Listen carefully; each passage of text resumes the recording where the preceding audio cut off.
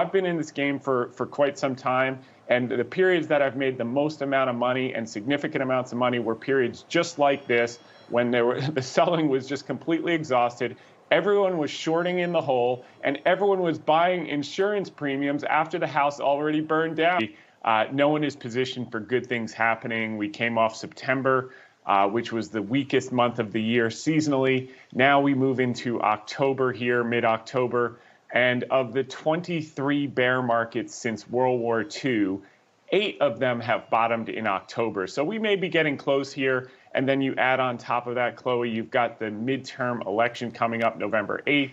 If you look at the data, it looks like the Democrats will hold the Senate, but they're probably going to lose the House by a lot, which means we move into the end of the year in a gridlock environment. And markets love gridlock. Less regulation, no new taxes, less spending is a good thing for the stock market. And that could set off a rally that's no one is positioned for. The levels of pessimism we've been seeing in the last few weeks only rival the pandemic lows and the great financial crisis lows. We haven't seen anything like this, but what we do know is when everyone gets on one side of the boat and no one's positioned for good upside, that's when it happens. And it does remind me of sentiment in June. If you remember, going into Q2 earnings season, all the analysts were saying the world is ending, earnings estimates are going to come down 20%, and so far with the S&P down 22.5%, earnings estimates have only come down 4%. And as you mentioned, we've just started earnings season. Well, 7% of the companies have reported in the S&P 500, and 69% of those have beat on the earnings, 67 have beat on the revenues, and I think that's going to persist, and it's going to take a lot of people by surprise. I think Jeremy Siegel had really pointed out that there's a flaw in the calculation with core CPI, and that's what the Fed looks at. And the flaw is in the housing number, which came in at plus 0.7%. Siegel showed that, first off, housing prices have come down, and the rents work on a lag basis. And if you balance those out, the number should have actually been negative 0.7, which would cause core CPI to be flat because it's such a heavy weight, 40 to 50% of the core CPI is housing. And I think more and more people are coming around to that idea. As a matter of fact, Esther George, the Kansas City Fed pres, was out over the weekend saying there are major risks to moving too fast with the hikes and with the hawkishness. And what we're seeing around the world is central banks are relenting. The ECB has had to go back into the market to buy Italian bonds at the periphery. Bank of England had to go back in the market and buy gilts. The RBA in Australia was expected to raise rates by 50 basis points. They only went 25 basis points. And I think they're coming to the conclusion that the cost of another economic crisis is much higher than running inflation slightly above trend for the next 3 to 5 years.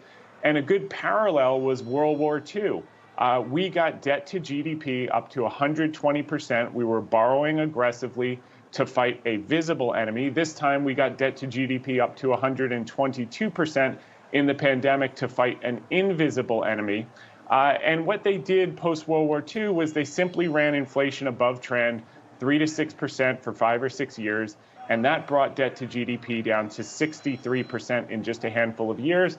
And I think that's a playbook that can work moving forward.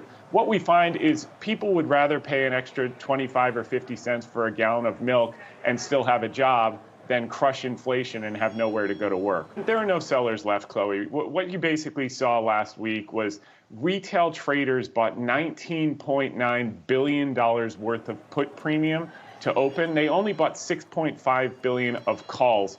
This is the first time in history where puts were 3 times calls. And every time this number even got close in history, you were near a major low, whether that was 2020 pandemic, 2016, 2009, or 2003. So as I said, no one's positioned for upside. Even institutions have the highest cash levels they've had since the pandemic lows, since the great financial crisis lows, since the tech wreck lows. Consumer sentiment, AAII sentiment survey is at just 20.4% bullish.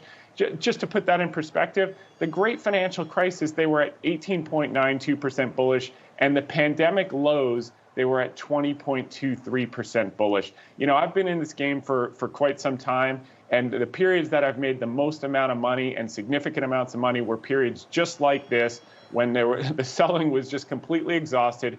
Everyone was shorting in the hole, and everyone was buying insurance premiums after the house already burned down. I mean, look, we've had our 25% bear market correction.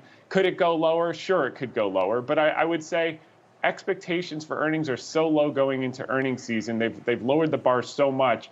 You barely have to step over it to beat. And I think you're going to see that. I think analysts are going to look through the strong dollar and look at the underlying fundamentals of the business. And the key will be guidance. And guidance won't be great because there is a lot of uncertainty. But I think it'll be slightly better than people expect. And that's all we need to have a year-end rally. The issue is not whether IBM beats by a penny and Red Hat works, or Netflix adds, you know, a couple 100,000 subscribers, or misses by a couple million subscribers. I think the theme is going to be people are surprised at how resilient the economy is. As a matter of fact, I mean, go to any decent restaurant in the last 3 weeks, you still can't get a table.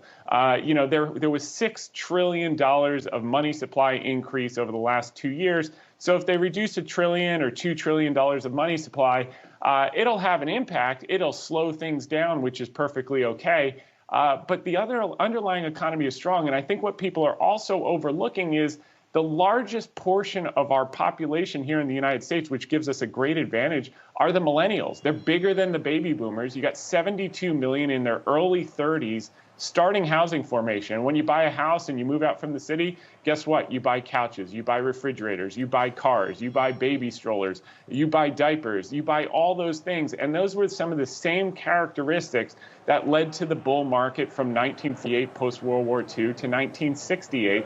And we have the exact same bulge in demography and housing formation and family formation than we had then. So yes, we have some short-term choppiness. Yes, things got a little too extreme with all the money printing coming out of the pandemic, and we'll take some of that liquidity out of the system. But if you look out 1 to 3 years, you know, some of the stocks that you can buy at these levels, Chloe, I mean, look, Boeing. Boeing has one competitor in the entire world called Airbus. They're down 71%, and you can't give it away. No one would take the stock. And these are generational opportunities to buy the highest quality businesses on sale. If you look at Disney, Disney's down 55% off the lows. Do you think more people are going to be going to Disney in 3 years or less? And I think the answer is a no-brainer. And then finally, you got JPM down 41%. It's the best bank in the world, and no one will touch the stock. And I think that's going to change really soon.